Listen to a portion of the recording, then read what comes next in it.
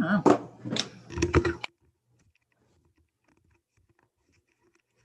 Hi, Darlene. Hi, how are you?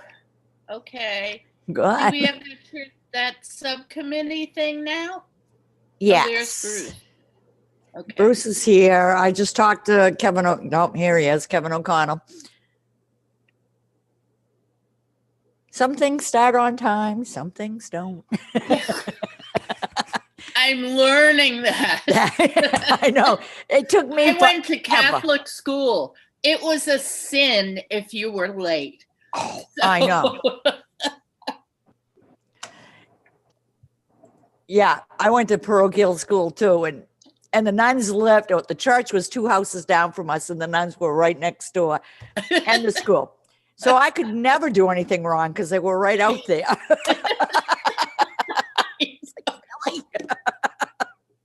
Yeah, it still comes back to me all these decades later. I know. You got to be on time. My motto is 5 minutes and 5 minutes late, and I'm on time. Well, when I first started working here, my kids got on the bus at 20 minutes to 8. And I live in the woods and I didn't know the neighbors. So I said to the chairs, look, I might be a little late, but I'll stay later, you know. So for 26 years, it's been 8:05. And this year, right up until this week, I was usually here by 5 minutes of 8. And this week it was 8:05. Well, we could call that Darlene time. It is Darlene time. And I figure, 5 minutes versus 2 hours, 3 hours, we're good. But I will say this committee is good about starting on time for our public hearings and work sessions. Yep, exactly. I'm Other pretty impressed. Hours. So we do pretty good. And we don't go all day like some committees. Oh my God. Yeah, because Sam's here. Oh no, Sam's doing this part anyway. But Karen's our analyst. Our Senate chair made it clear at the first meeting I was at that we try not to let things drag on. He's right. Yes. If you guys go more than 2 hours, I'm tired. I know. Well, I'm not used to it anymore. When I used to do ag, we would meet every Monday, Wednesday, and Friday all day.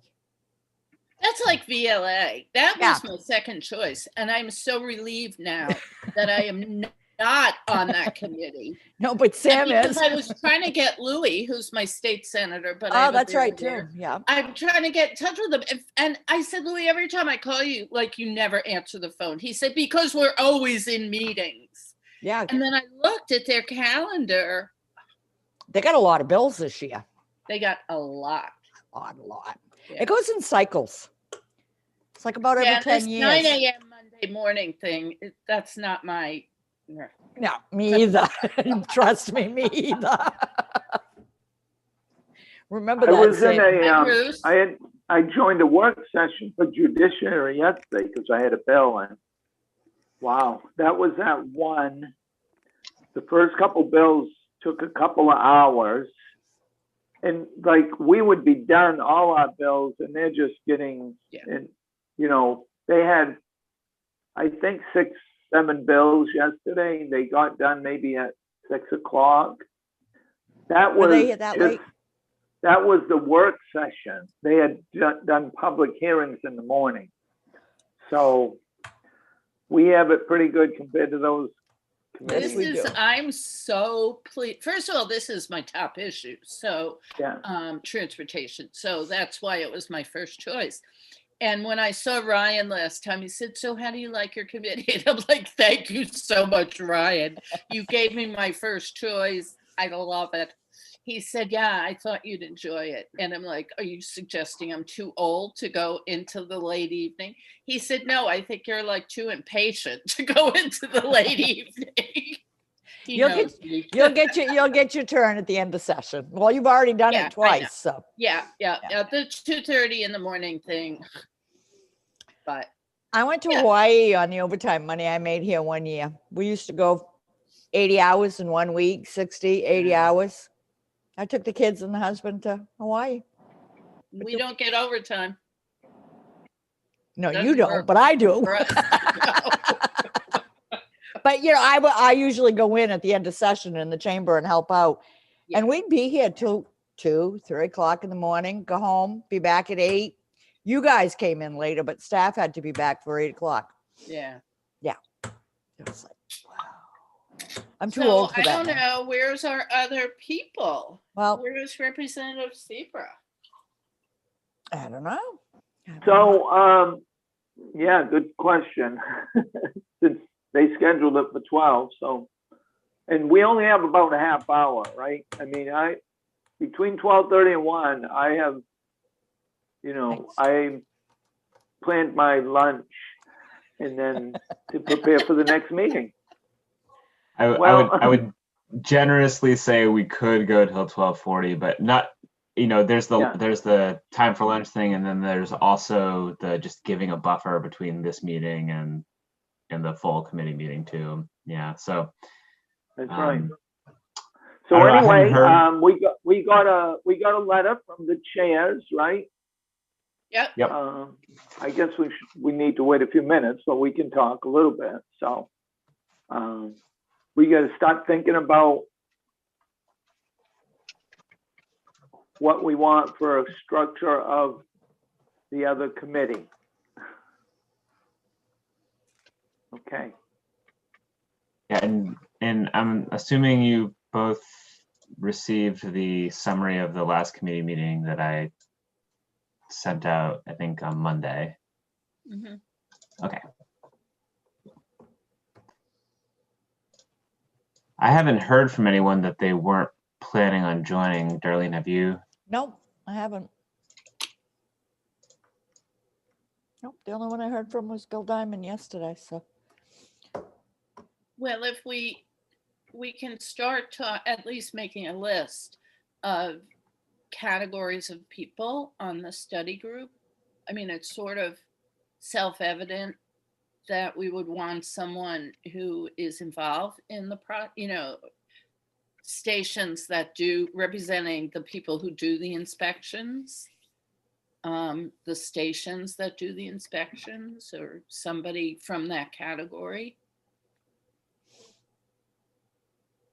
And then I think it would be helpful maybe if we could have someone from the rental car industry, because that's been brought up, and that would produce somewhat more money if more of them were registered in Maine for the multimodal fund, which is important to me and others, I think. So those are the two that pop into my head, and obviously a couple of legislators from the numbers. I'm not real when I say a couple, I mean 1 or 2 or 3, whatever we decide, legislators from the committee. And then I was thinking, probably, do we want another legislator or groups of legislators? What do you think, Bruce? Like, do you think someone from public safety could be a legislator who's on public safety, or could be a public safety person, state police or something? What are your thoughts? Yeah, definitely public safety. There's not really a legislative committee though for that, I don't think. No, it's criminal justice and public safety, but it's not real. They don't focus. Yeah, you're I don't right. know if there's any other committee type people we need or not. Good point though. I was gonna ask Sam, and I know the committee that studied I don't know if I want to say gas tax, but it was kind of the funding for highway funding. Oh, the last Blue Ribbon session. Commission? What was that? The Blue Ribbon Commission? Yeah, so, I even wondered how many legislators were on that, and because maybe that might even be a little bit of a guideline for us. I know it might be a more complicated type of a thing, but similar structure maybe. How many legislators were on that? Do you recall? Sorry, let me bring it up. I was just putting together a quick reminder, just in case people forgot that we had the meeting today. I can pull that up right now. And Kevin, Bruce and I were talking, I don't know if you were listening before your picture came up, but we brought up just the composition of the study group or study committee that the chairs mentioned in their memo to us. So. I was listening. I was driving home from work, so I was listening anyway. Were you in your bucket truck? No, I had just jumped out of my bucket into my pickup. One of my friends said to me the other day, how come you even know all these words now that you didn't used to know what they meant? Because I dropped phrases nicely, and I dropped bucket truck into a conversation the other day, and my girlfriends were amazed. If you see one of the buckets down there in Bar Harbor, just pull over and start talking to the guys, tell them you know me, and they'll show you the okay. truck. Oh yeah. There's a lot of them down here now because there was some damage to wires and stuff like that in the last wind incident, as it's called. Right. Yeah. No, they'll talk to anybody. So. Yeah. Well, all right, it's 10 past. What do we want to do? We gonna meet, or do we call it, or do we come up with some? Well, I think we're here. I think we should meet for a little while and come up with something. And then if the others are fine with it, then we've moved a step forward. Yeah, that sounds good. At least on the composition of the committee, because that's really what they're asking for. We'll just tell them we had a unanimous vote to do such and such. You got that email that said 2 Ds, 2 Rs, and then like somebody from a service stations get their point of view. Mm-hmm. Yeah, and then I brought up public safety person. Right. Yep. Exactly. Yeah. And what about somebody from, well, I don't think we don't really need trucking industry because commercial vehicles are not included. Right. That's a different category, yeah. Right, okay. How many, though, like, I want to say mechanics, for lack of a better word, would we'd want a couple at least. Yeah. Maybe Southern Maine, or maybe even 3, I don't know, but cover different area. And maybe one from a chain, maybe, like I use VIP just as an example, maybe one person from a chain and one, solo, small guy. Yeah. Right. We definitely want their input because that's their world. So. Mm-hmm. Right, so I'm sorry, I had trouble accessing this before because my internet was running slow, but I think Representative White, you had raised the question of how many committee members were on the Blue Ribbon Commission study that we had done. I think it was 2 years ago now. And we had 3 senators and 4 House members, all from, and I think most of them were Transportation Committee members, but we did have someone from AFA or tax. So those were, and that I think made sense for that study because that was a funding study. That was a tax thing, yeah. And so if you wanted, if you're interested in including other senators or representatives from other committees, you can do that, or you can specify that they're from the Transportation Committee. It's really up to you. Right, thank you. That was a fairly large committee, wasn't it? Yes, I believe we had 15 members. I think the more people we put on this committee, the more convoluted it's gonna get. Yeah. And it's a more focused issue, I think. I think when we're dealing with tax policy, it's broad. You can't avoid it. But with this, it's not tax policy as much, and it's very focused. And so I think we'd probably get more work done if it was a more focused group, maybe 7, 9 people, certainly not, I don't think more than 10. And we want an odd number always, I think. So like maybe 9 people. I think And that'd be more than, I just wanted to note in the joint rules, because they have like the basic study structure.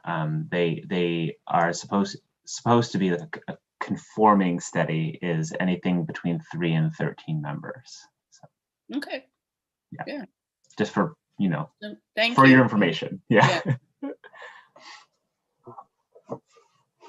Uh-oh, I submitted a resolve that has 25 suggested members.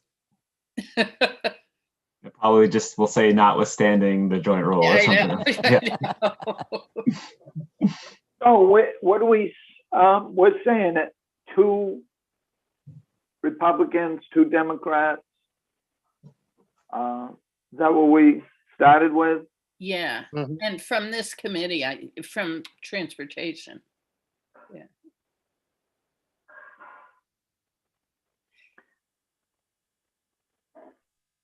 So, and then we're saying 1 from public safety.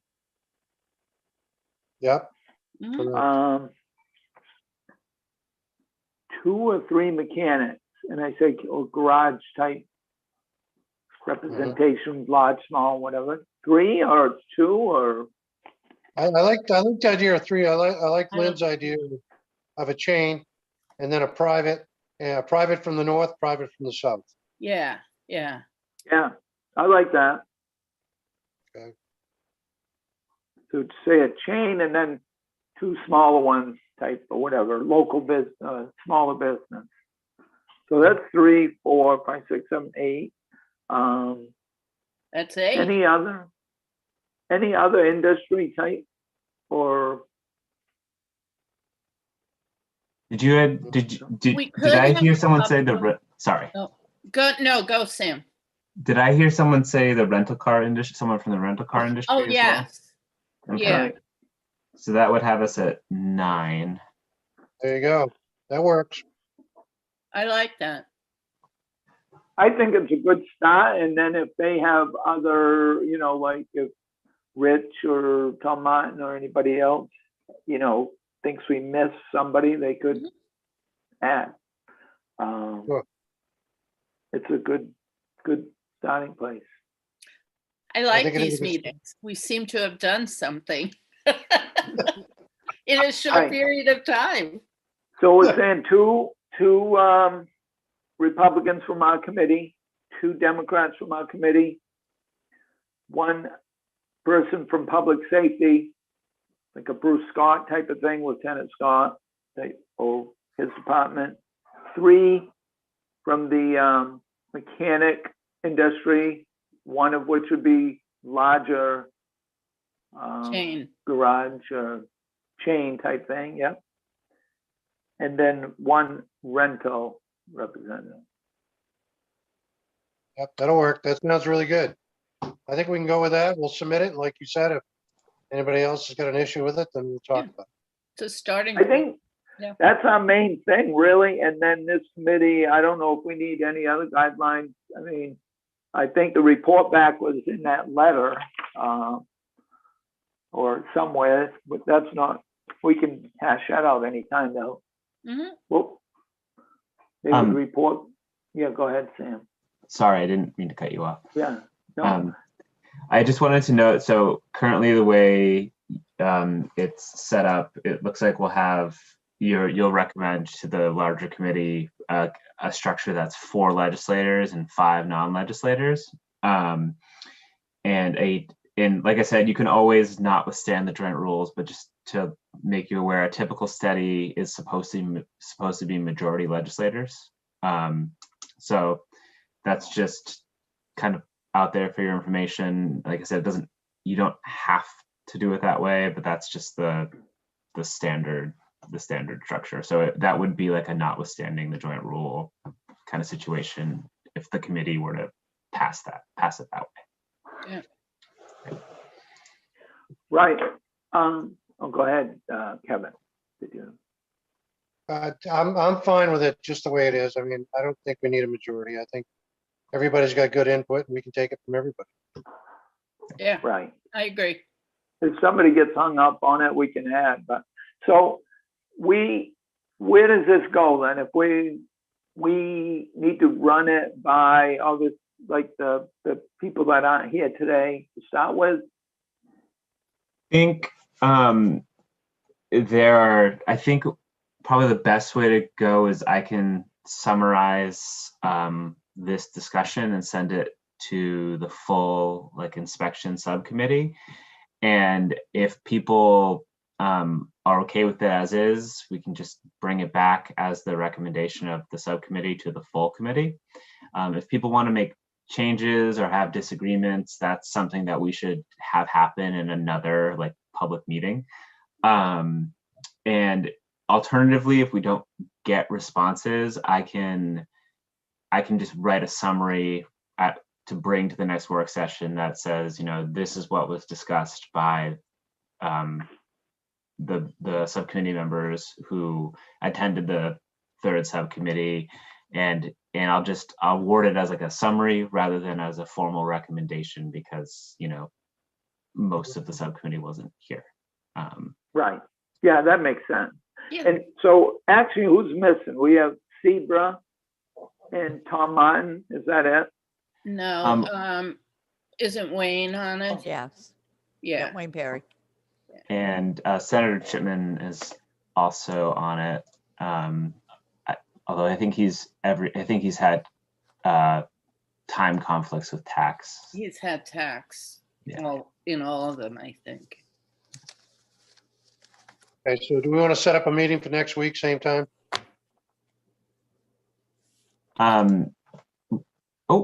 Representative Dwayne. Perry. Oh, we can share Well, with him then. but do we, I mean, are we going to meet again? My It's- understanding Well, was if let's they, wait for Representative Perry to come on here. right, but we can talk about, do we think we're going to need a meeting next week as well? What do you think, Sam? If these are the recommendations that you're comfortable with and people don't want to discuss them further, then I don't think necessarily a need to meet. But if other people who weren't able to be present want to have more discussions, then we can meet again. We could tentatively, schedule another meeting just in case it's needed. It's really up to you. And I know Representative Perry might have something to. Yeah. Well, I don't know what you talked about. I just got off my lobster Representative Perry, boat. we resolved everything before. Good, then we're all set. So See you we're in all set. committee. No, we'll make a report to you, because now I think we have a majority of the subcommittee, so. Do you, Well, why don't Sam, we do you let want to, Sam, or yeah, great. Bruce, whoever? Sam can do that. Okay. Yeah. Yeah. So what was discussed so far in the meeting today was the basic composition, as in who would be on an inspections study, Okay. and the members who've been present discussed structuring the study as follows. So they suggested that there be 4 legislators on the committee, all appointed from our Committee on Transportation, and it would be 2 Republicans and 2 Democrats. That there would be 3 representatives who are from the mechanics and industry, the people who are actually doing the inspections. 1 from a major inspection chain, and 2, solo mechanics or more, private people. And they suggested 1 from maybe the northern part of the state and 1 from the southern part of the state. 1 representative from the Department of Public Safety, and then one member from the rental car industry. Does that accurately represent what you? Yeah, that's fine. If that's the route we're going, yeah. I know we had Well, talked did last you- time about actually presenting to the committee if they want to do anything now. But if we Did you don't, get the letter, They, Representative Perry? Did you get the letter from the chairs? which one? Well, maybe Sam had, well, there was a All right. letter to us. Yes, there was a letter. I forwarded it to the subcommittee Well, from the what chairs. was it? I don't have it right in front of me. Yeah, I'm pulling it up. It basically was saying that there was a preference that this subcommittee focus on putting forth like a proposed study Okay. rather than solutions now. Okay. Nope, that's fine.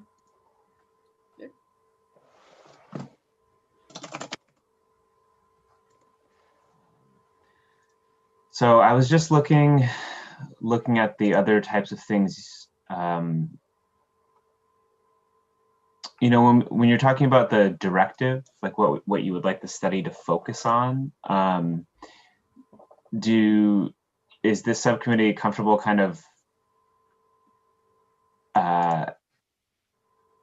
with me putting together a summary of what was talked about at the first two meetings as the kinds of things that you would like the study to focus on, and I can kind of review those right now if you want. But there were things talked about like moving to a 2-year inspection program for new cars, and a review of the fees, and maybe like a review of the fiscal impact on rental car registrations in the state. Do you want those things kind of like specified as things that the study should look at, or do you want to keep it? Those are all points broader? that you brought up in those 4 points that we were initially charged with. So I think they can be incorporated into the report. Yeah, good idea.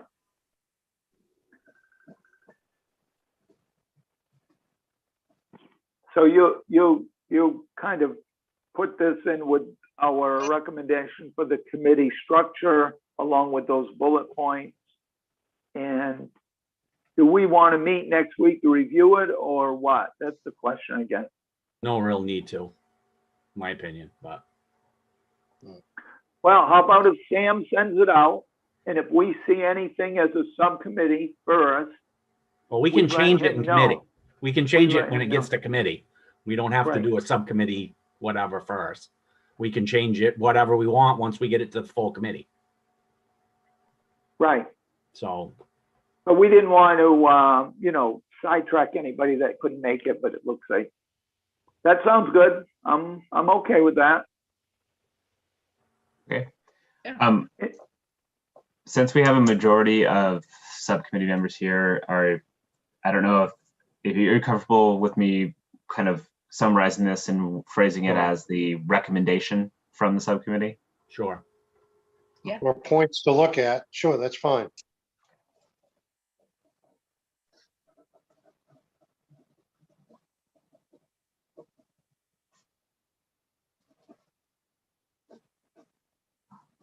there was one thing that, now that I recall, that Representative Perry, I believe it was you, brought up, the concept of if there are certain things found in an inspection, I think it's you who brought it up, that are not safety related, could people have a longer time to get them fixed? Maybe Wasn't that me. wasn't you, No. but someone in my conversations on this brought it I think up. it was me talking about running boards. That was me. Oh, brought- okay, It was okay. Brought Cap- up to me by the mechanic. But Yeah, that, again, that is something that the committee can look at. yeah.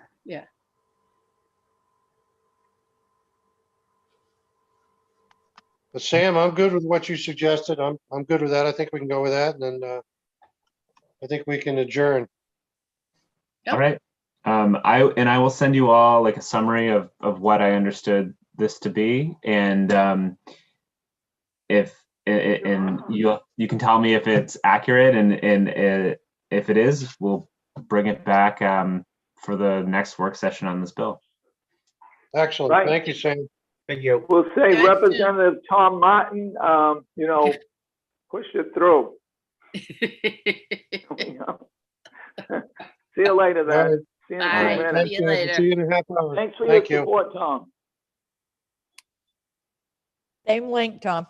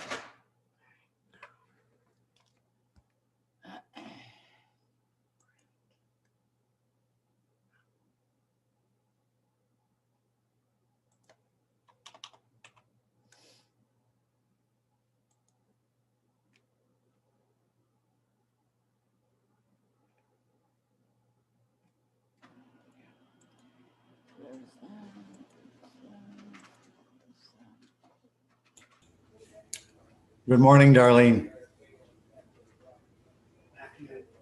Or good afternoon. Darlene? She's not on.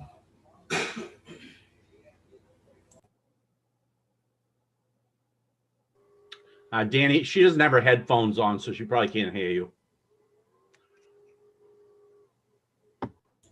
Thank you, Wayne.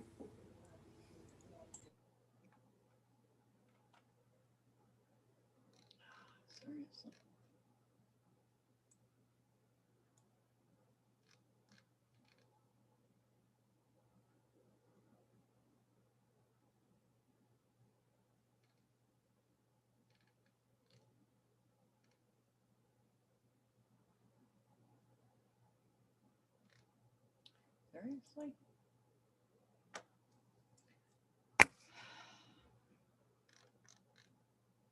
One, two, three, four.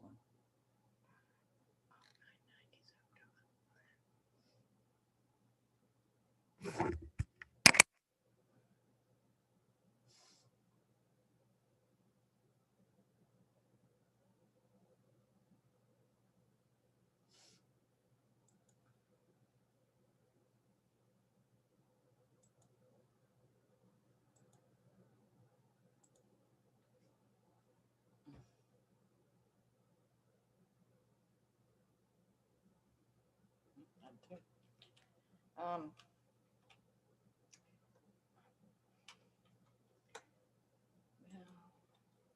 Danny, Karen,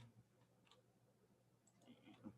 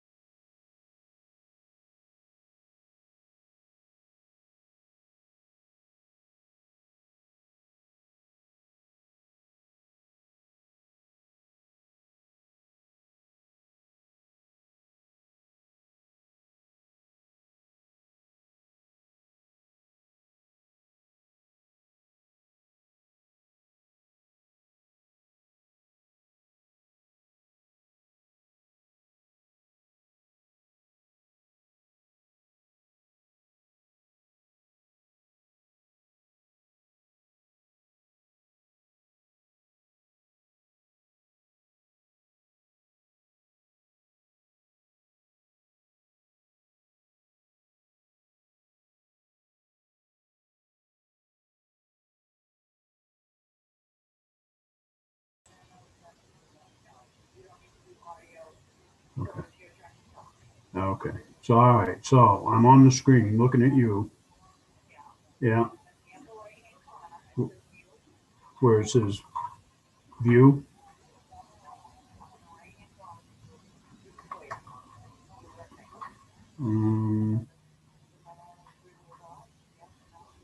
No, I don't see that. Oh, I know. I got a microphone over here that says mute, and then I got a camera that says stop video. Okay. Oh, jeez. GUILMETTE, one L.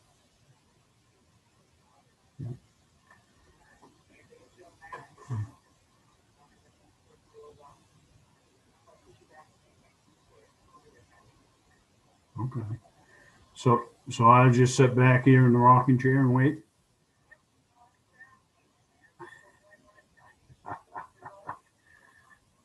Oh, okay. Good.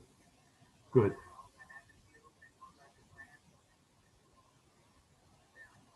Oh, okay. And Tom Brown. Yeah. Okay. Yeah, that's fine. No, that's fine. Okay, good. And yeah, thank you, Darlene. Yeah. Okay. Okay. And I can monitor that, right? Sitting right here. Great. Okay, good. Yeah. Thank you, Darlene. I appreciate it. Bye. Yeah, I owe you lunch. No, I'd be more than happy. Okay. How's that? A little better? Okay. Thank you. Bye now. Bye.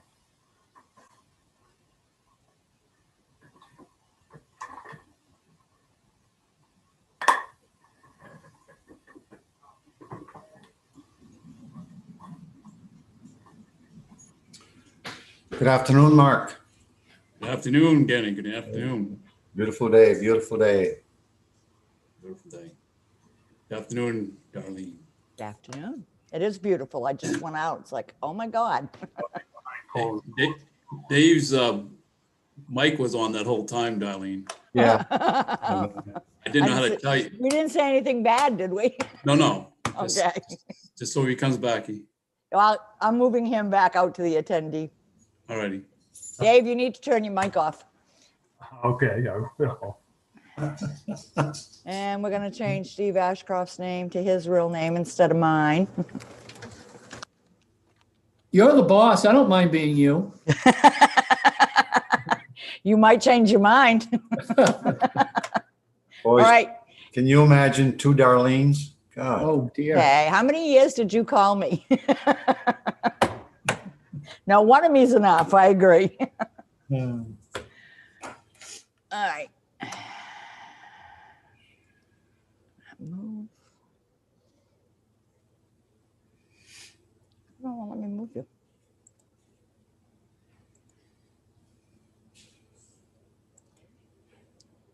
Okay.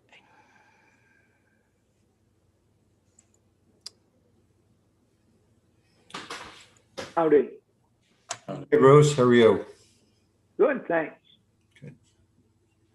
Dan, did you get the list? I did, thank you. Very good. And they're all in numerical order today, so it made it nice and easy. Oh, yeah, yes, finally. No, I put them in the order that the hearing notice is, and I figured out what you're doing.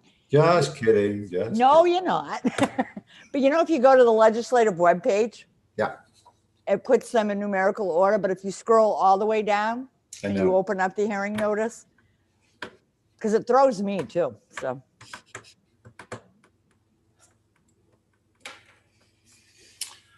anyway, 1, 2, 3, 4.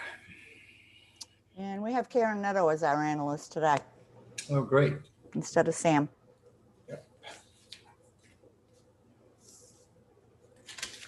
There she is.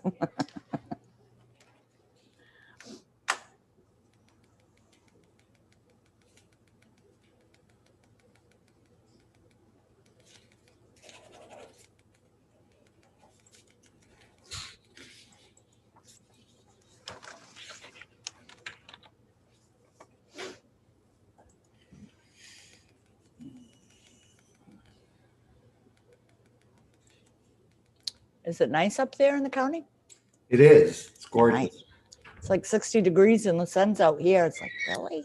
Yeah, I think we're gonna hit 55, 58 today. Oh, nice. Ice out? No. No. Bummer. Probably last week of April, first week of May, probably. Oh. Yeah, it's kind of like Moosehead. Yeah. Yeah.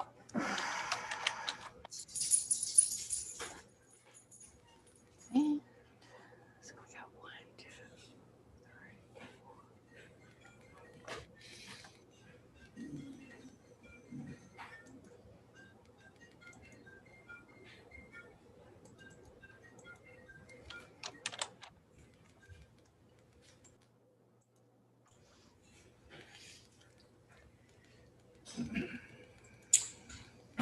Well, we certainly can't start without a quorum. No, we only got 5. Yeah. Uh, Or here's a senator. Hey, Hello. hey, good afternoon.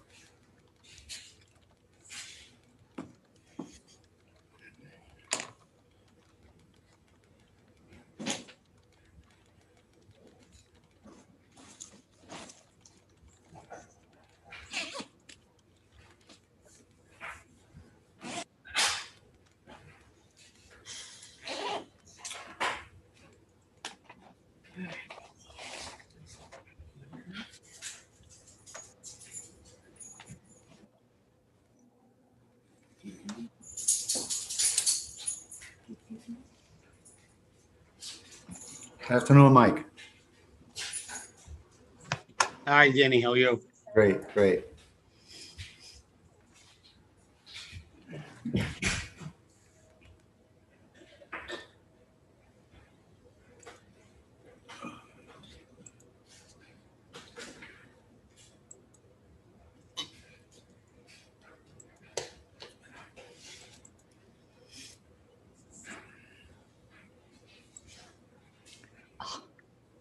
we're pretty good. Stop sending emails.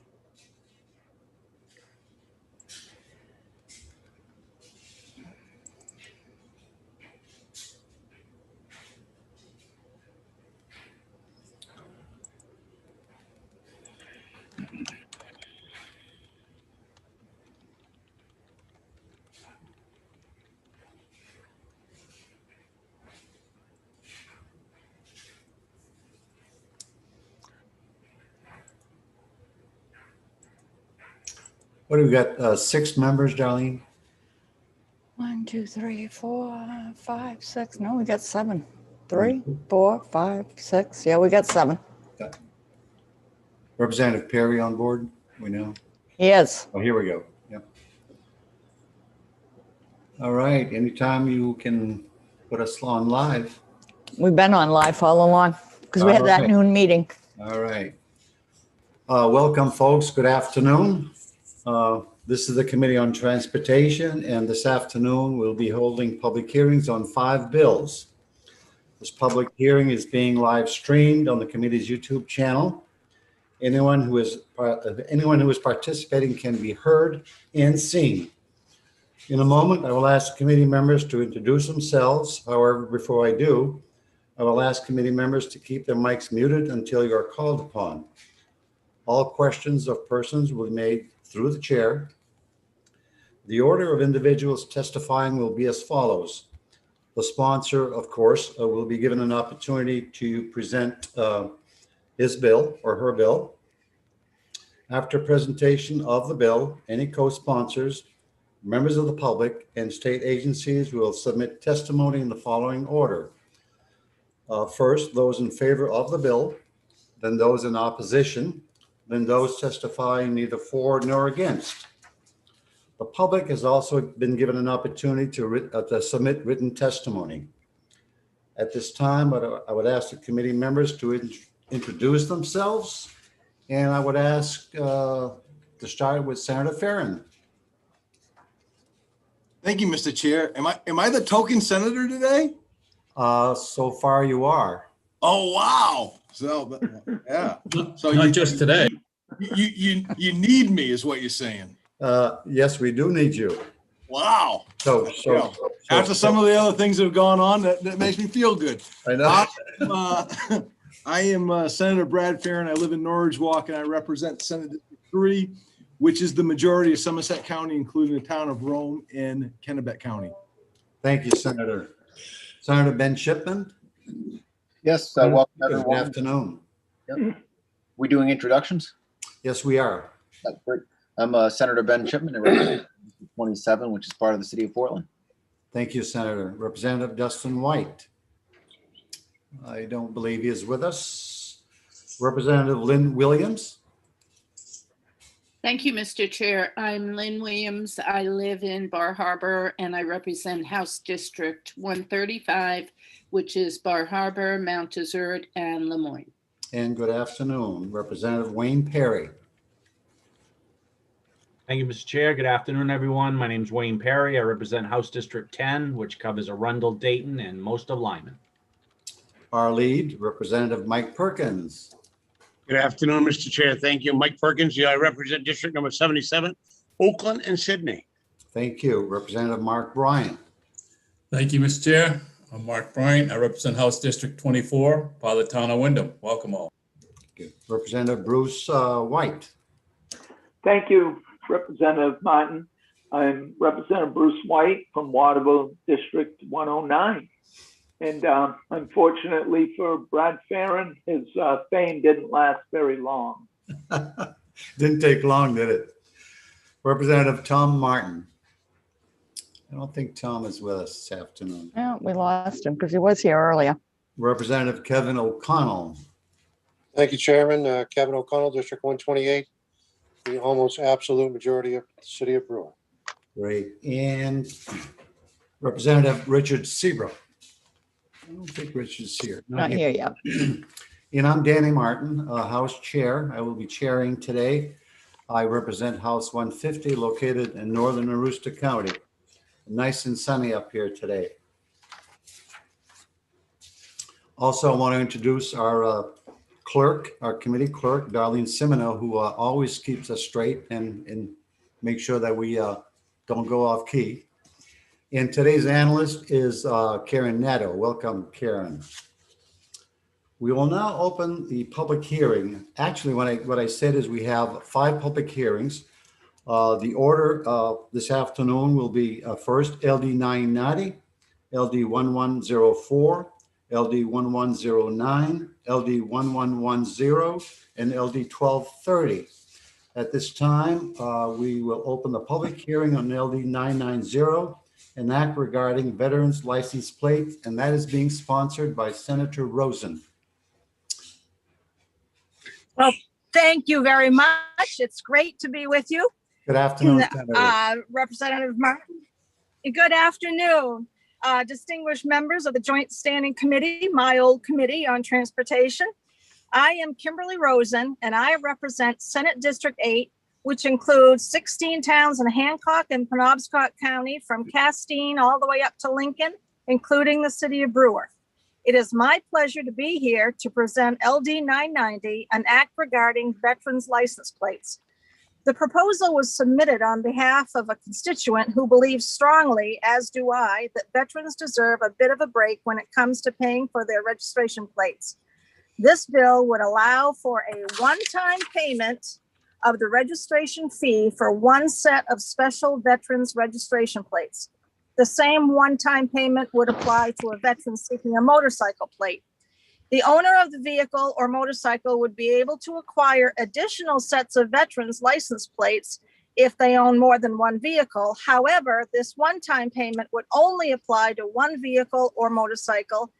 Enacting this legislation would in some small way extend our appreciation and respect to all the veterans who have sacrificed so much for you, me, our state, and our nation. Thank you for your time and consideration. Thank you, Senator. Questions from committee members? Seeing none, thank you, Senator. On my list, Thank you. Representative Perkins' hand is up. Representative Perkins. Thank you, Mr. Chair. Senator Rosen, are you talking about one time So I go out buy a new vehicle today and I want to put my veterans plate on it. So I register it today, but never again have to pay for it. You never again have to pay for that specialty veterans license plate. You just pay for it the first time. This constituent, the state that he lived in, this is what they did. And he just thought it was a good idea to extend it to the state of Maine. So, Mr. Chairman, if I may follow up. Go ahead, please. So Senator, I just want to make sure I'm clear. So he registered his, you're saying specialty plate. So I don't know. I was a member of 1776 Security Police. So I put 1776. Next year comes up. Do I pay for the plate again? Or do I not pay for it? Do I re-register next year? Or is this a lifetime thing? I just want to make perfect. Lifetime. So they never have to re-register that vehicle again. They re-register the vehicle. They never have to pay for the specialty plate again, just one time. Thank you, ma'am, for the clarification. Sorry to bother you. So, no, you're welcome. Thank you. Representative Perry. Thank you, Mr. Chair. Kim, I thought we already did this, or is it a different classification of plate? I remember veterans plates coming up in transportation, but not free for life after you pay for it the first time. Okay, thank you. Thank you, Wayne. Are there other questions? Seeing none. Darlene, on my list, I don't see any folks who wish to testify in favor and in opposition. I do have one neither for nor against, Mr. Ashcroft. That's correct. Good afternoon, Representative Martin, Senator Diamond, if you're listening, members of the Joint Standing Committee on Transportation. My name's Steve Ashcroft. I'm the Director of the Bureau of Motor Vehicles Vehicle Services Division. I'm representing the Bureau today, speaking neither for nor against this bill. It's the intent of my testimony today to advise the committee on any implementation and financial considerations this bill may have as written. The Bureau fully supports honoring our veterans and in no way wishes this testimony be construed as unsupportive of their service and sacrifice. Presently, the Bureau has issued approximately 50,202 veteran registration plates that would be encompassed within the scope of this bill. As we contemplate the implementation of this bill, several problems arise. We currently do not have any way to distinguish which of the up to 3 registration plates would be the one-time fee registration and which would be subject to a yearly renewal fee. In speaking with our information services staff, they tell me there is currently no relationship between these particular plates, and there's no easy way to program that into the system.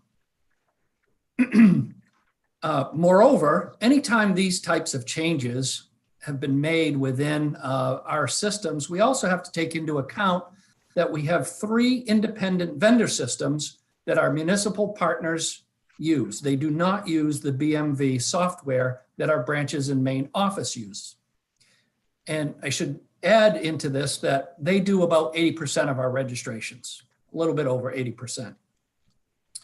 Our municipal partners, requiring these programming changes to both our systems and the vendor systems would be problematic, time-consuming, and possibly costly.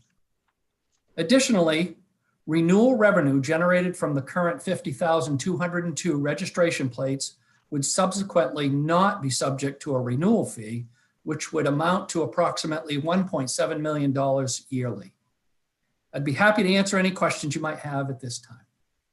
Thank you, Mr. Ashcroft. Questions from committee members? Seeing none, I guess we're all set. Thank you. Having heard all the testimony on LD 990, I will now close the public hearing on LD 990. Next up is LD 1104, an act to increase the time for which a temporary motor vehicle registration plate is valid. And that is sponsored by our very own Senator Farren. Hey, I'm glad you're claiming me. Thank you, Mr. Chair. Hey. Senator Diamond, who is not here, Representative Martin, and distinguished colleagues of the Transportation Committee. As you know, I am Senator Brad Farren. I have the privilege of representing most of Somerset County and one town in Kennebec County. And I am pleased to present to this committee LD 1104. It's an act to increase the time for which a temporary motor vehicle registration plate is valid. Under current law, a vehicle purchaser may operate a vehicle or trailer on a temporary registration plate for a period of 14 days. After hearing from some auto dealers in my district that expressed concerns with the current titling system timeline, I decided to submit this legislation before you, which extends the time a temporary plate is valid to 30 days.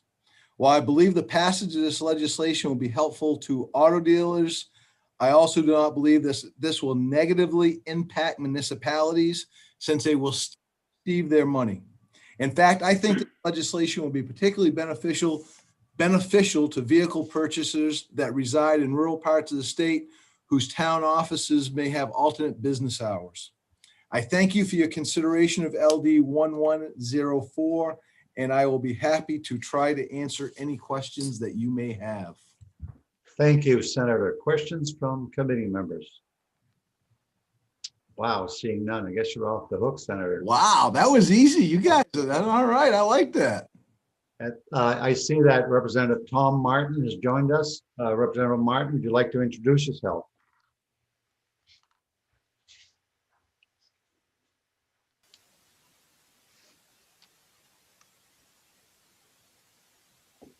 Can't hear you, Tom.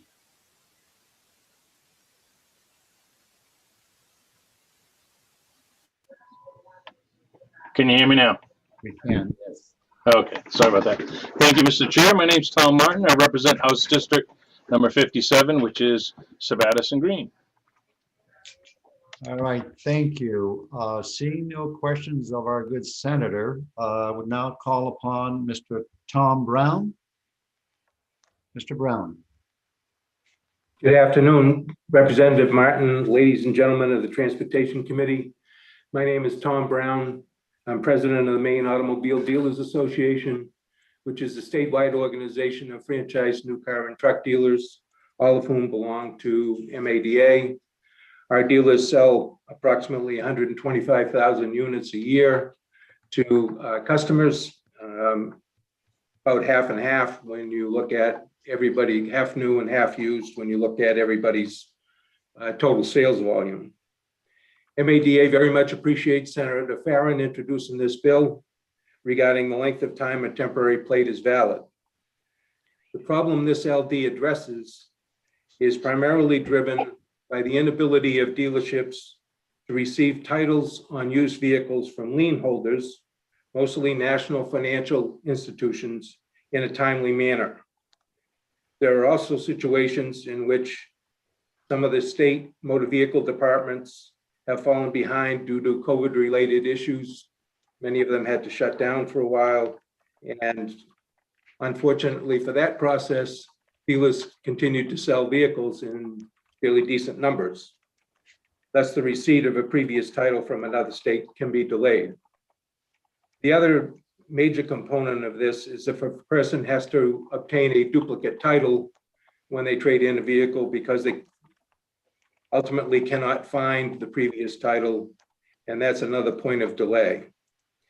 In most cases, especially with the lien holders, it's almost 30 days before most of these titles show up at a dealership.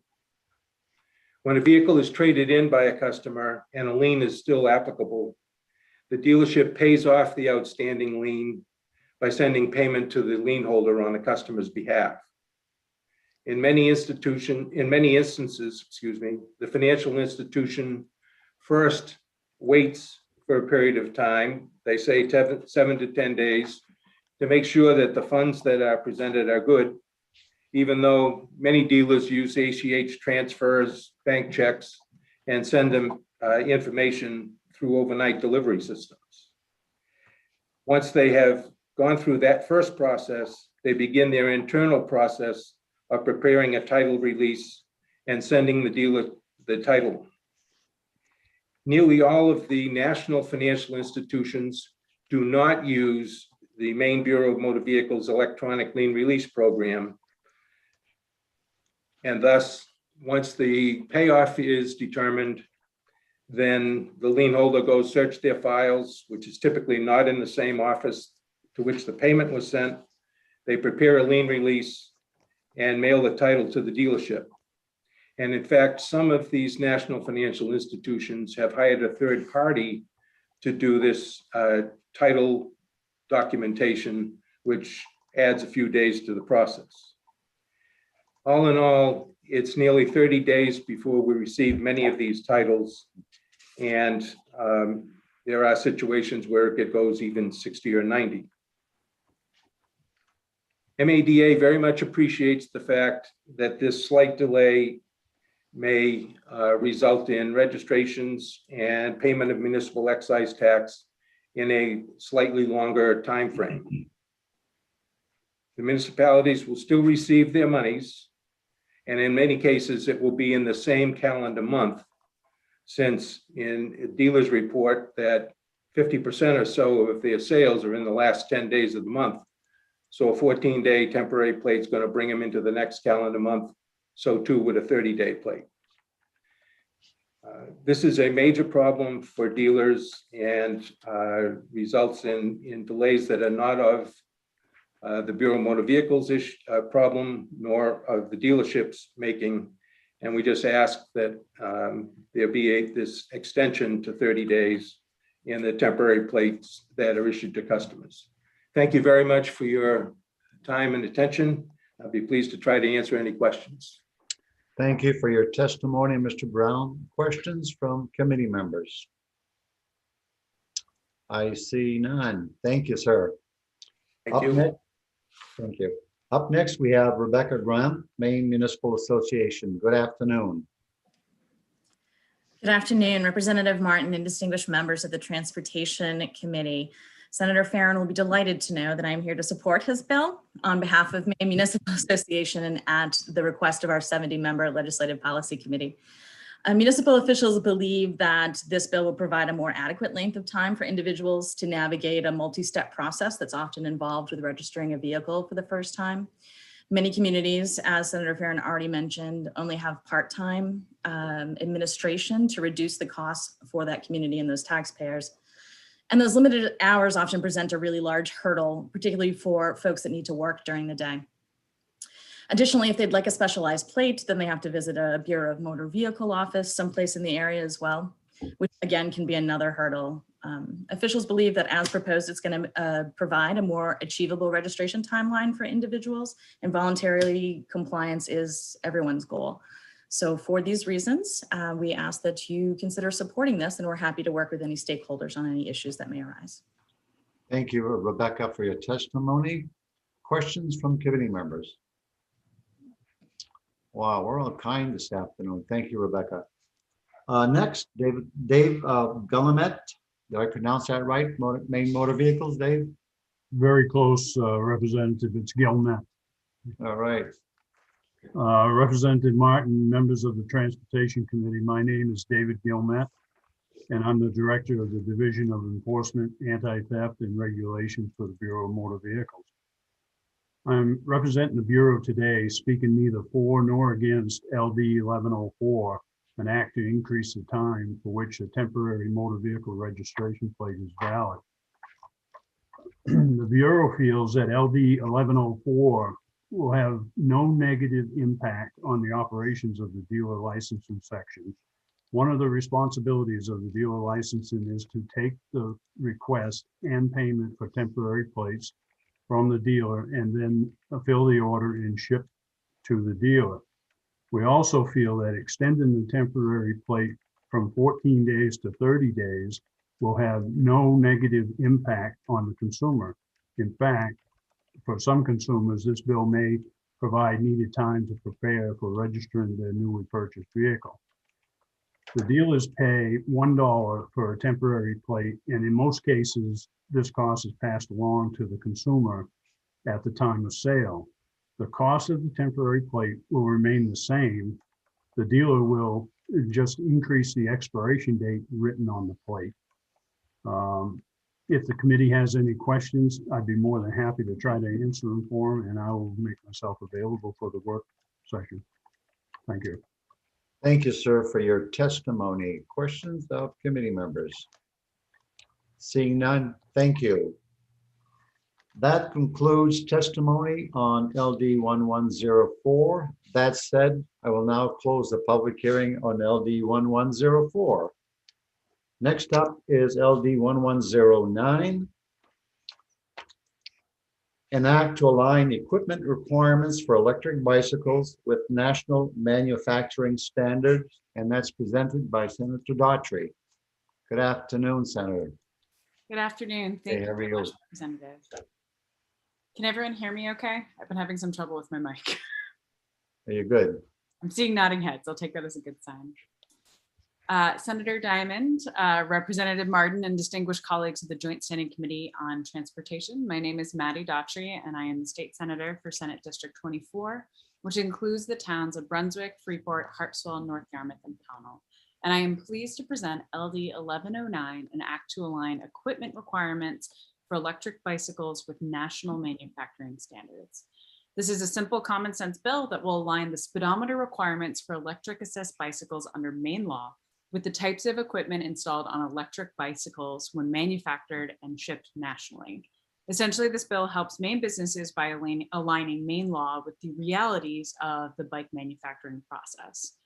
Class 3 electric assist bicycles are the fastest class of electric assist bicycles, reaching maximum speeds of 28 miles per hour. Typically, these are the only electric assist bicycles that come with built-in speedometers. This law would modify existing statute to state that only class 3 electric assist bicycles need to come equipped with speedometers, aligning Maine law with national bike manufacturing standards and correcting an oversight in the original language. I believe we should pass this bill to support our businesses and give people more opportunities to purchase bikes that get them outside and exercising. I'm happy to answer any questions, and thank you for allowing me the time to present this bill. But it's simply what we're finding is, the bikes that we're discussing don't get manufactured with the speedometers that were mentioned in the original language. So I see this as an easy fix, and I urge you all to support this, and happy to answer any questions. Thank you, Senator. Questions of committee members? Seeing none, thank you. Thank you. And if you haven't gotten a chance to ride one of these bikes, I would definitely encourage the committee to do so. So Right. Thank you. We now have someone who wishes to testify in support of LD 1109, Elisa Kress. Good afternoon.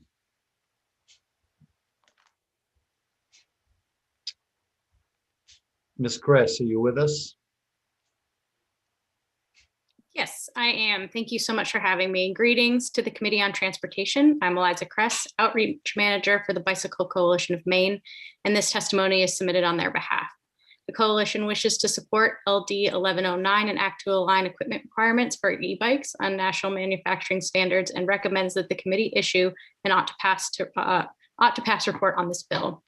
But the Bicycle Coalition of Maine supports this bill because it will align speedometer requirements for electric assist bicycles under Maine law with the types of equipment installed in electric bicycles when manufactured and shipped nationally. The bill corrects a flaw in the original law regulating low-speed e-bikes. The original bill proposed that only class 3 e-bikes require speedometers, the fastest class, as Maddie mentioned. And unfortunately, this recommendation was made as a requirement for all 3 classes of e-bikes.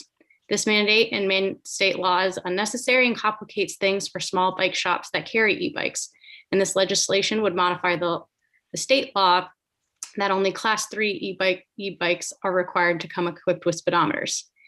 The e-bike market is currently growing steadily across the US, and ensuring Maine state law is in line with national standards for manufacturing and shipping will help Maine's bike shops. E-bikes are encouraging more people of all ages, shapes, and abilities to get out and pedal. As leading state organization advocating for pedestrians and people on bikes, the Bicycle Coalition of Maine believes that e-bikes have the potential to promote greater access to active transportation for a healthier lifestyle and environment. This small change in language will help Maine align national e-bike standards for manufacturing and distribution. I thank you for the opportunity to express our support, and I'm happy to answer any questions. Thank you, Ms. Kress, for your testimony. I have one. I believe I just learned that there are 3 classes on electrical bikes, class 1, 2, and 3. And you may not have the answer for this this afternoon, but during work session, if you could respond to, I mean, I don't know the difference between a class 1, class 2, class 3 electric bike. Yeah, certainly. So a class 3 electric bike just allows you to go faster than a class 2. A class 2 has pedal assist and also the ability to accelerate, and class 3 has the ability to just simply accelerate quite a bit, or not quite a bit faster, but faster than a class 2 bicycle. Makes sense. Questions from committee members? Seeing none, thank you for your testimony. I believe, Darlene, that's all I have on my list. Is that correct? Correct. All right. Having heard all the testimony on LD 1109, we will now close the public hearing on LD 1109. Next up is LD 1110. An act to clarify the authority to manage electric bicycles, access to off-road trails. Again, sponsored by Senator Daughtry. Good afternoon, Senator. Thank you. Thanks for welcoming me back. I have one last bill for e-bike day, as I'm jokingly calling it. Representative Martin and distinguished colleagues of the Joint Standing Committee on Transportation, I am still Maddie Daughtry, and I still represent the same incredible Senate District number 24. And I'm pleased to present LD 1110, an act to clarify the authority to manage electric bicycles' access to off-road trails. Across the world and in Maine, we're seeing a skyrocketing demand for electric assist bicycles, commonly known as e-bikes. In fact, e-bike sales grew 145% from 2019 to 2020. E-bikes are an excellent transportation alternative for people who are looking to replace car trips, but want their commute to be easier and quicker than regular biking. And in fact, in my life outside the State House, in my brewing life, I run a brewery here in Brunswick, Maine. We actually used a commercial cargo e-bike to be able to do beer deliveries this summer and show just how much potential there is for this area. They're an excellent option for people of all shapes, ages, abilities, and businesses to just get outside and bike. Currently, Maine law designates a blanket prohibition on the use of e-bikes on all bike paths or trails dedicated for non-motorized use. This law would change it to allow property owners, municipalities, and land managers to decide which trails are appropriate for e-bikes instead of prohibiting their use writ large. I believe that this bill will allow us to clarify the status of bike trails for use by e-bikes and provide better clarity for consumers as to where they can ride. And I believe that this bill would help out small businesses to clarify that e-bikes are usable in Maine. There's been numerous studies, and I know there's folks who are coming behind me who could talk about the personal experience of an impact on an e-bike on a trail.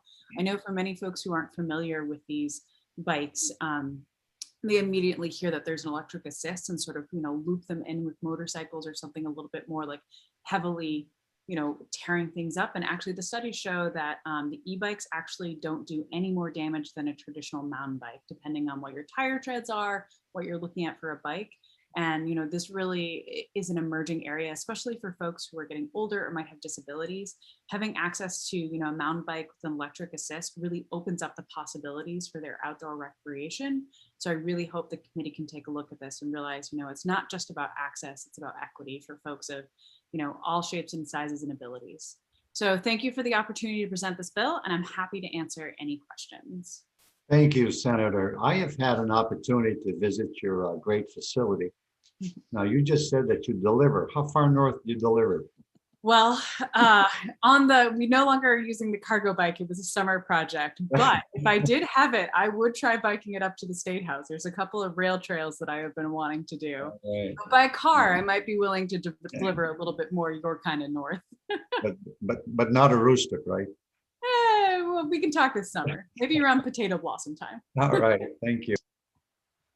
Thank you, Mr. Chair. Senator Daughtry, I just have a question because I'm just learning about these bicycles, mainly because my backyard is Acadia National Park and there's been a big discussion. How fast, so I'm taking it that level 3 are the ones that can go the fastest. Is that correct? Yeah. And how fast could they go?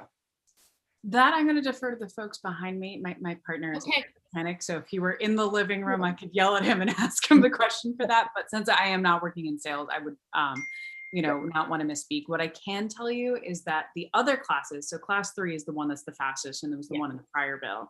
But class 1 and 2 cannot go above 20 miles per hour. And if you think about it, if you just take a regular bike, and I urge you all to think about when you're a kid, learning how to ride your bike and going to the top of the hill, you can hit that without an electric assist.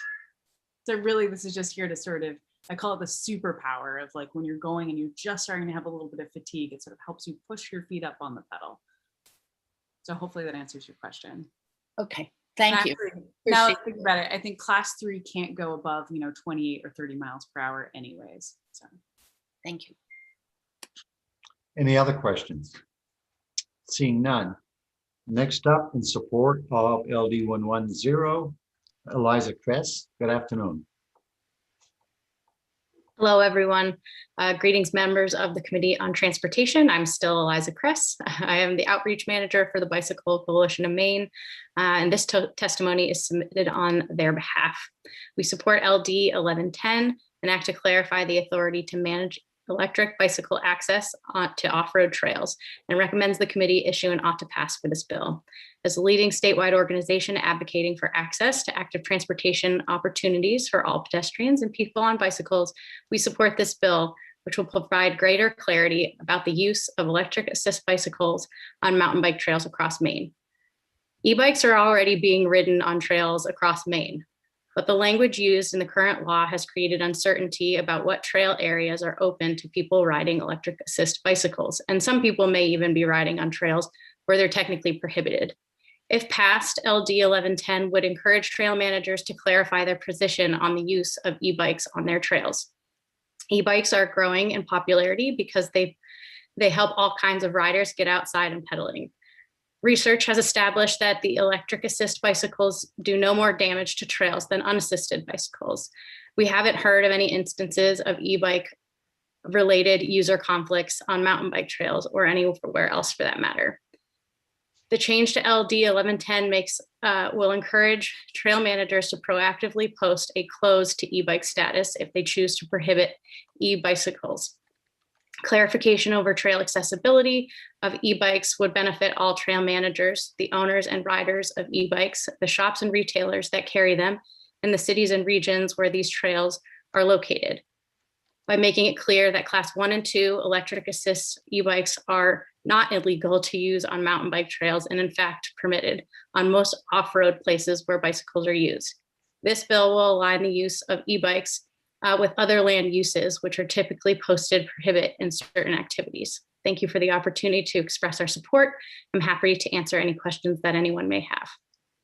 And again, thank you for your testimony. Questions from committee members? Seeing none, thank you. We now have Rebecca Graham from the Maine Municipal Association who would like to speak or testify in opposition to the bill. Good afternoon, Ms. Graham. Good afternoon. Thank you, Representative Martin and distinguished members.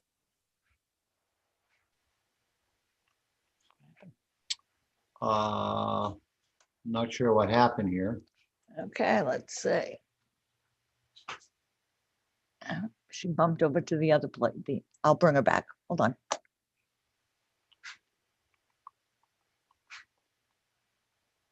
There she is.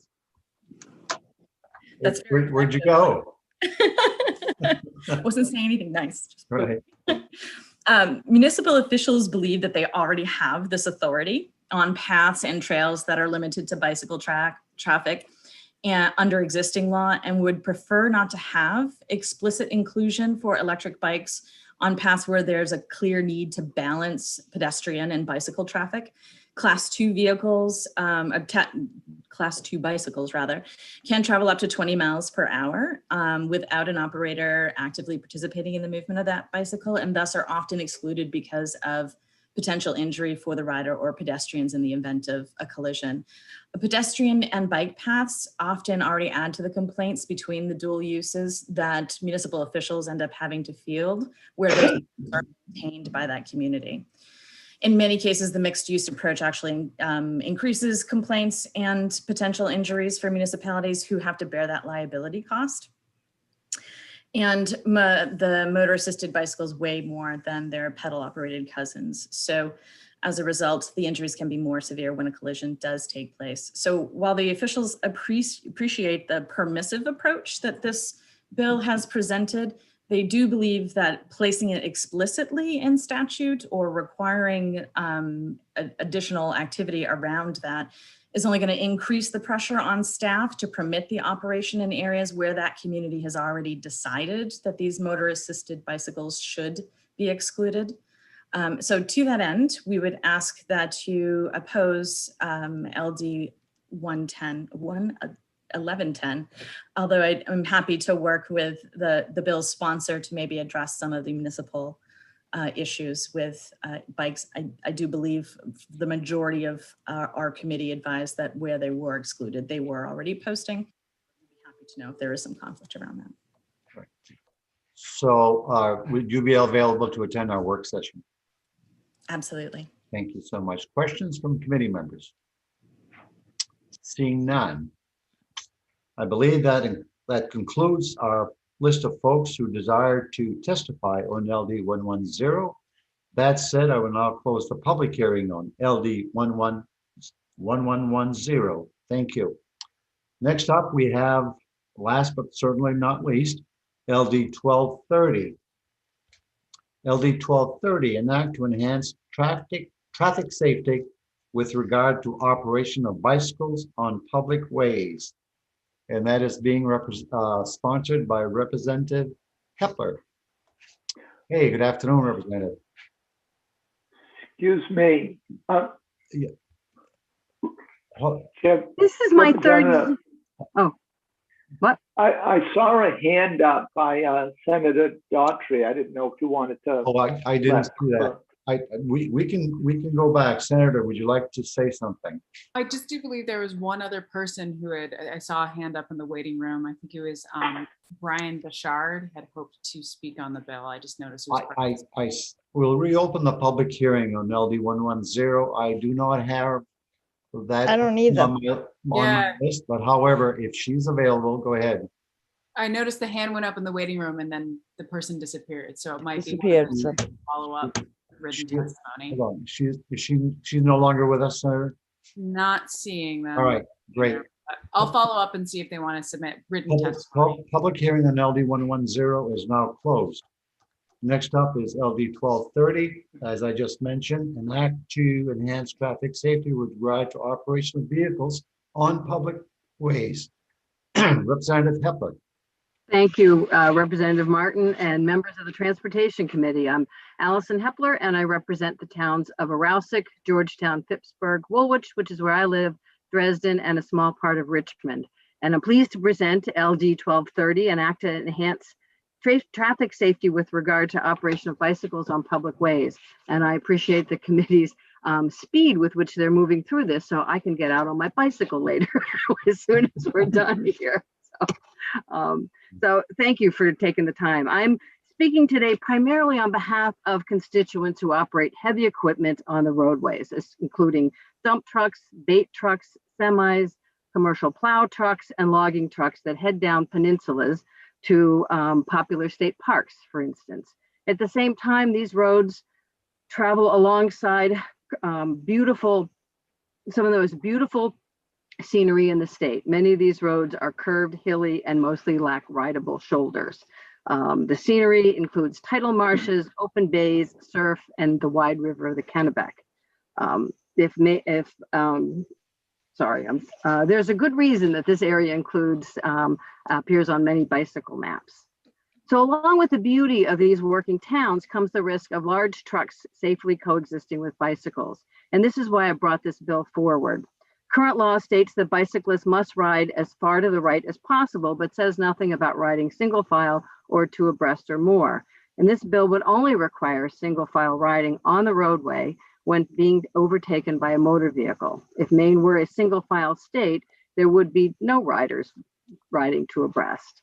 I heard from excavators and construction businesses I represent, and they tell me of their anxiety when they come across bicyclists riding to abreast when coming around a curve or down a hill.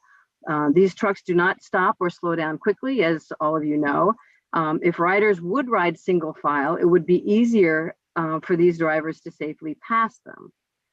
How dangerous is this? The problem is that there's no data on near misses, at least that I've been able to find. And I also will ask you to read the testimony, the written testimony of Jason Shaw, who is an excavation operator in Woolwich, who can't be here today in person. Bicyclists tell me when they ride to abreast, there's a large number of riders that makes for a shorter distance if they ride to abreast. That's a shorter distance for motor vehicles to pass them. So I wonder if in an organized ride such as this, bicyclists could break themselves into smaller groups so that single file riding would not create such a long line. I do appreciate that. Regardless, the vast majority of the riders I'm talking about are groups of 2 or 3 or 4.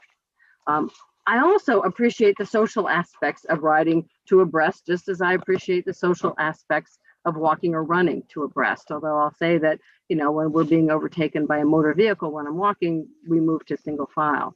I'm nearly, on a personal note, I'm nearly a lifelong rider who commuted to work on a regular basis on a bicycle for a number of years. I now live 65 miles from where I work, so I have had to make an adaptation to my transportation. I'll also say that I'm a select person in Woolwich and have advocated for changes to Route 1 in downtown Woolwich, which resulted in adding bicycle lanes into that area several years ago, increasing safety for bicyclists. And then finally, let me just say a word about road conditions, which you all are quite familiar with. I assure you that I advocate for paved shoulders every time there's road repair work being done. One of the major roads that cuts through 3 of the towns I represent is a major thoroughfare for BIW workers. The shoulders are not paved and in poor shape even after it's been repaved. Paved shoulders, as you know, are not only critical to bicycle safety, they're also safer for motorists. And that's what I want to end with, is that safety is really at the heart of this bill. We all want to share the road. I've written about road safety in the past and happy to work on further educational efforts toward that end. And it may be that what seems clear for bicyclists is not always what motor vehicle drivers understand. And so anything we can do to kind of bring that understanding together, I would support. And so this bill suggests one way to safely share the road. So thanks for your time. I'm happy to be part of the solution and happy to answer any questions as I can. Thank you, Representative. My wife is from Pittsburgh, so I'm somewhat familiar with the roadway between Bath and Pittsburgh. Yeah. I see questions from committee members. Seeing none, we don't have any proponents who have registered to testify, but we do have some folks who wish to speak in opposition to the bill, first of which is a gentleman from the Bicycle Coalition of Maine, Mr. Tass or Tassie. I hope I pronounced that correctly. Good afternoon, sir. Good afternoon. It's Tassie. It's a fine French-Canadian name. Greetings, Chair Diamond. I'm not here today. Greetings, Chair Martin, and greetings to the other distinguished members of the Transportation Committee. My name is James Tassie, and I am here on behalf of the Bicycle Coalition of Maine to oppose an urgent ought not to pass vote on LD 1230 and act to enhance traffic safety with regard to the operation of bicycles on public ways.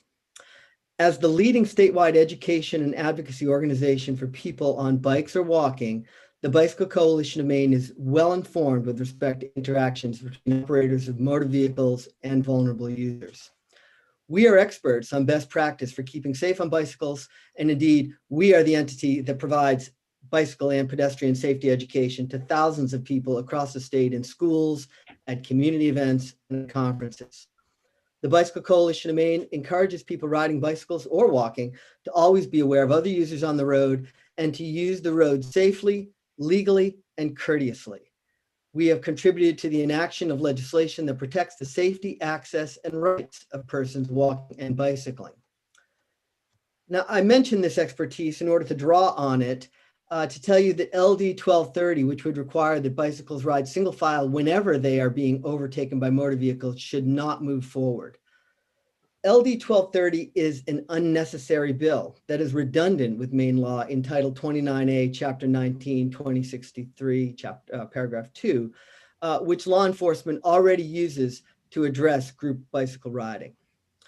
LD 1230 will make roadways less safe by making groups of riders much longer, forcing overtaking cars to take more time in the oncoming lane when passing. LD 1230 would make roadways less safe by encouraging cars to pass bicycles in unsafe and inappropriate places. And we believe that LD 1230 will result in increased harassment of bicycle riders and generally raise the temperature of roadway attitudes.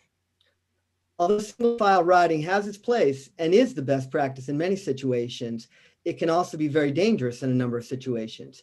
And requiring mandatory single file riding at all times during a motor vehicle pass or when a car is approaching, it gives significant, and I would argue inappropriate deference to motor vehicle operators' convenience over bicycle riders and their safety.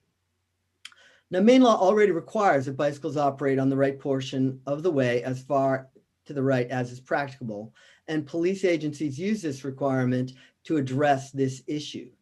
The new language proposed by LD 1230 will conflict with this and potentially other of Maine's laws and could result in greater ambiguity regarding a bicycle rider's legal lane position. This bill would create unsafe passing conditions that are worse than the situation it is trying to correct.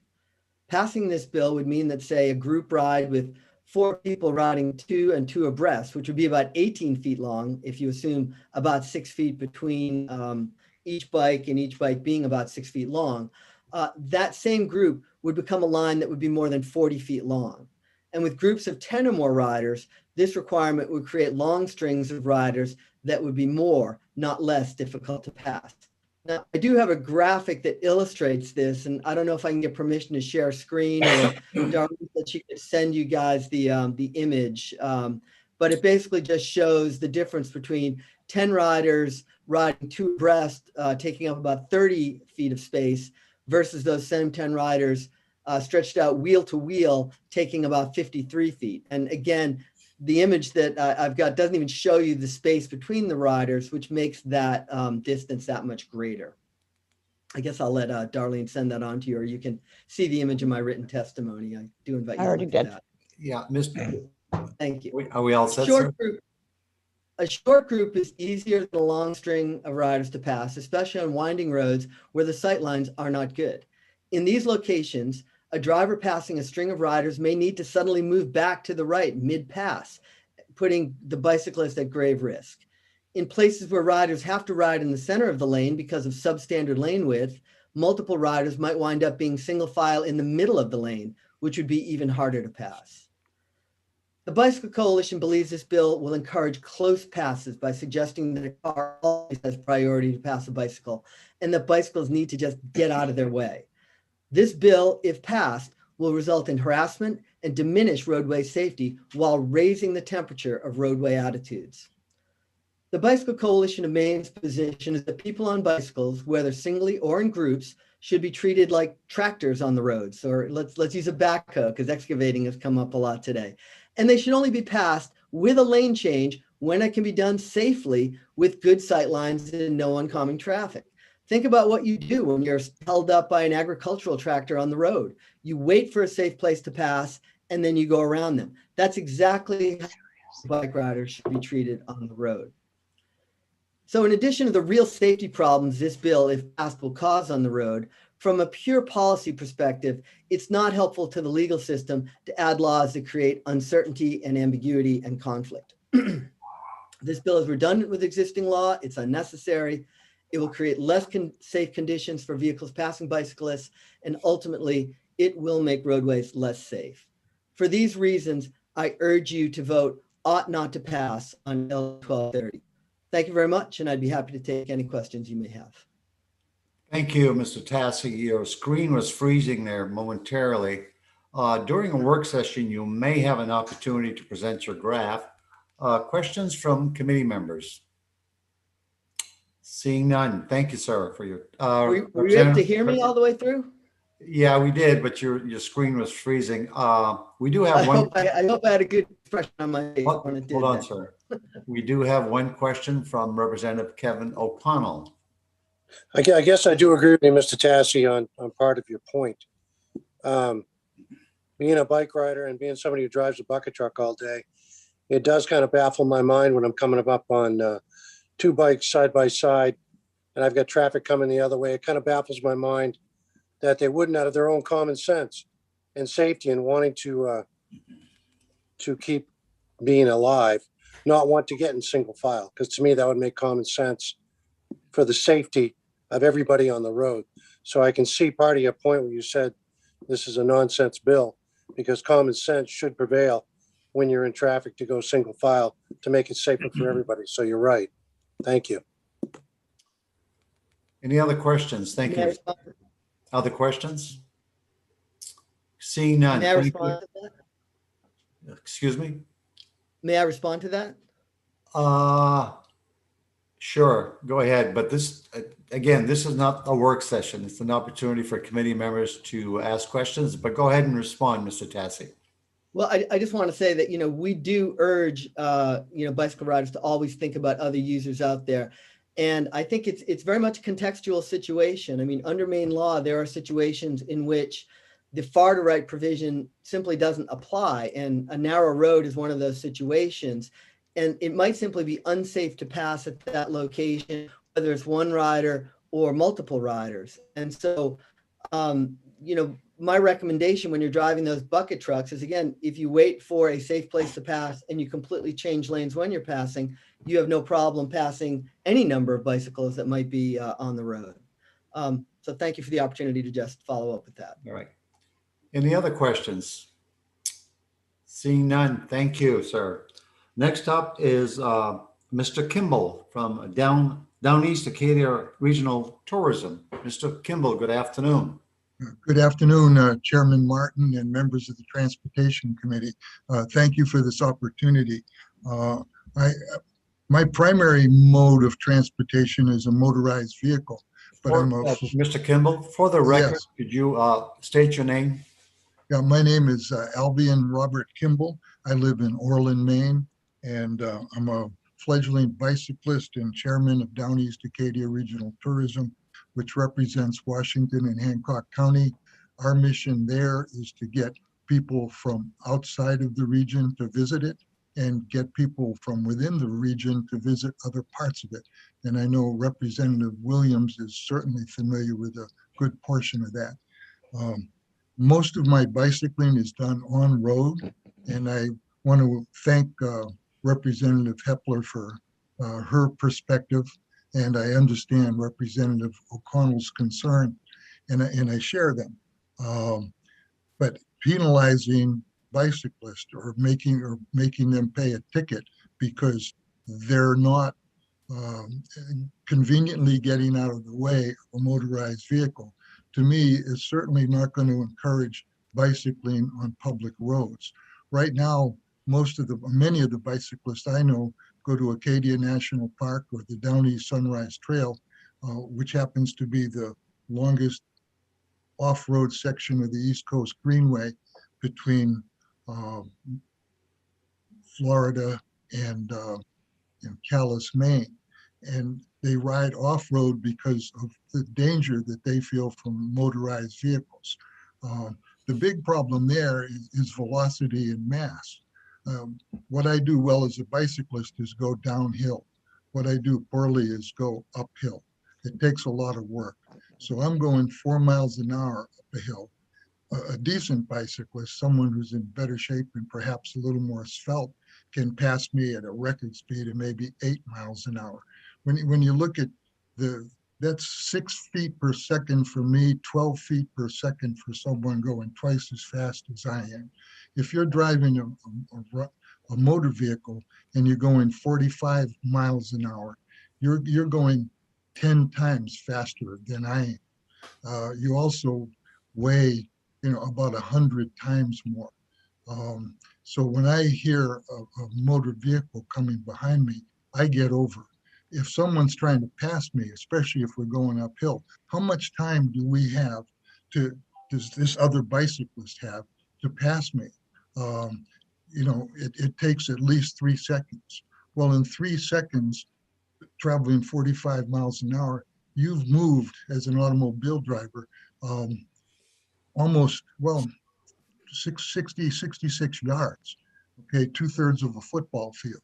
So you're moving so much faster. How much time have you had to know that I was even there on these same curvy, hilly roads with no shoulders? So it becomes a real judgmental thing of when I'm riding when two bicyclists happen to be riding two abreast. Because, what looks like two riders riding two abreast to someone traveling 45 miles an hour doesn't look like someone that's pedaling 4 miles an hour being passed by another bicyclist. So it becomes really situational. And then enforcement. So are you gonna stop your motorcycle, your car, or your truck to get the name, rank, and serial number of the second operator who's illegally passing me, when in fact they don't have time to pull over? So while I understand the frustration that I sometimes feel as a motor vehicle operator, I also understand the jeopardy that bicyclist feels they're in. When you talk about people becoming more aware of outdoor recreation, this whole COVID thing, if you look at the sales of kayaks and bicycles, it's hard to find a new bicycle. When you look at the proliferation of e-bikes, which I'll be happy to talk about separately, the shops can't keep up with sales. We want to get people outside that live in Maine so they become healthier. Making our roads safer for them to do that is a big deal. Why should someone have to go to a national park or a section of the East Coast Greenway that's unpaved to ride their bicycle? Why are they afraid to ride their bicycle in their community?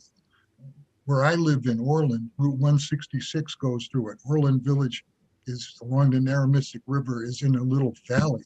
So I understand trucks coming down as fast as they can go so they can get up the next hill. That's the way I approach hills on bicycles. Please get out of my way when I'm going downhill, because I need as much momentum as I can get to go up the next hill.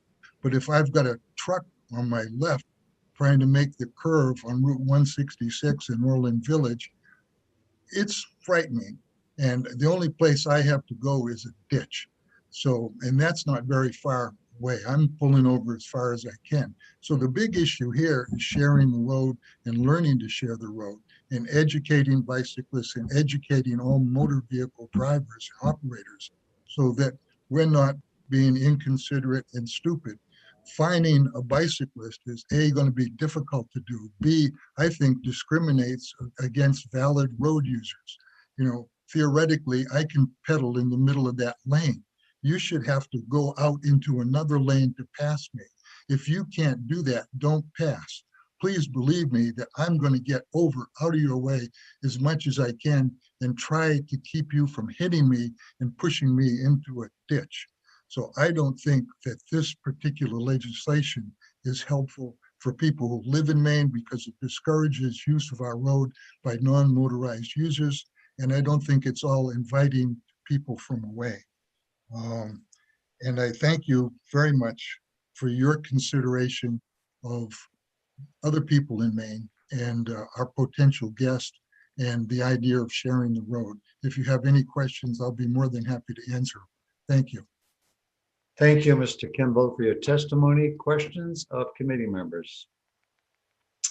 Seeing none, thank you.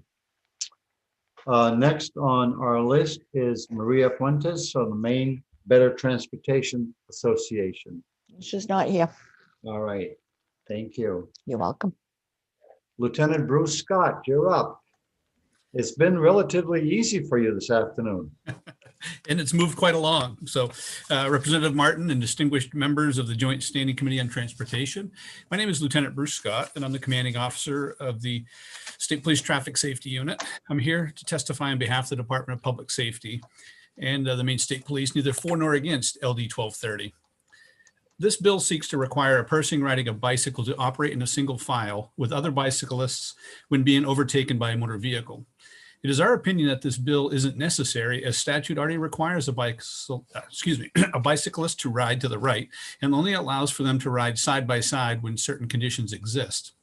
Under 29A, Section 2063-2, the bicyclist has the discretion to determine when it is unsafe to ride to the right and allows them to use what portion of the way is necessary to mitigate the danger created by riding to the right. The same statute allows a bicyclist to occupy the entire lane when they can maintain the normal speed of traffic moving in the same direction. A bicyclist is also authorized to occupy the entire lane when they're overtaking another bicyclist, when they're preparing to make a left-hand turn, or when proceeding straight in a place where turns are permitted, or when the lane is of substandard width, which makes it unsafe to continue riding to the right. This bill may create some confusion and contradict itself under those circumstances that were already discussed. Also, a bicyclist may have a hard time determining at what point they're being overtaken, and it may not be safe for them to dart into a single lane file once they become aware that they are being passed. So for these reasons, we're neither for or against LD 1230. And on behalf of the Department of Public Safety and the Maine State Police, I do thank you for your time and would be happy to try to answer any questions that you might have. Thank you, Lieutenant, for your testimony. Questions of the Lieutenant? Representative Williams. Thank you, Mr. Chair. Nice to see you, Lieutenant. I have a question, actually a clarification. I didn't quite follow all of this because I live on an island, MDI. Many of our roads are 25 miles per hour. There is no there's no out of the lane place on many of these roads for bicycles to travel. It's all gravel and ditches and so on. And so are you saying if a bicyclist was going 25, they have the right to be in the middle of the lane and I would have to travel behind them on a 25 mile per hour road? The current statute requires riding to the right unless they can meet those conditions. And one of those conditions would be if they can maintain the flow of traffic. The better example might be if you had bumper to bumper traffic on downtown Wells, Route 1, and the traffic can only do 10 miles an hour, 15 miles an hour. They wouldn't be forced to go off to the side of the road and let traffic go by all day. At times, they wouldn't be able to travel. So the law says as long as they can maintain that average flow of traffic, then they would be able to occupy the entire lane. Okay, interesting. Thank you. You're welcome. Thank you. Darlene? You're muted. You're muted, Darlene. Hold on. Ms. Fuentes is on. She got bumped off. So I just want to let you know she'll be available. We'll call her up as soon as she is. All right. Thank you. Thank you, Lieutenant.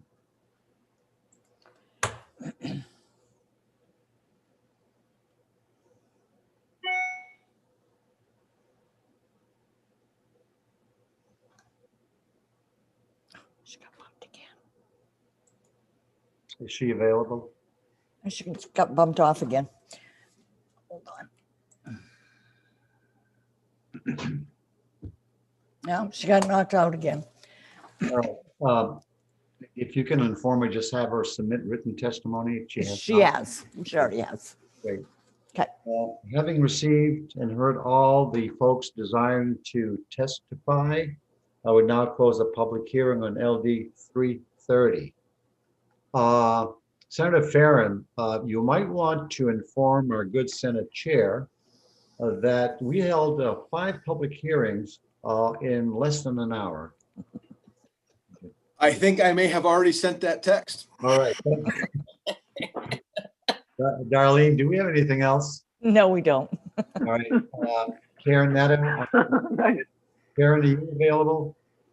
You all set? She's coming. All right, thank you. Any other questions or comments from committee members? Outstanding group. We were mild and mellow this afternoon. It must be nice. Well, Mr. Chair, it helps when people submit good legislation that's not controversial and just goes through. Right. Right. I hear you. You hear what I'm putting down? You're talking about your bill. I'm talking about my bill. Yeah, exactly.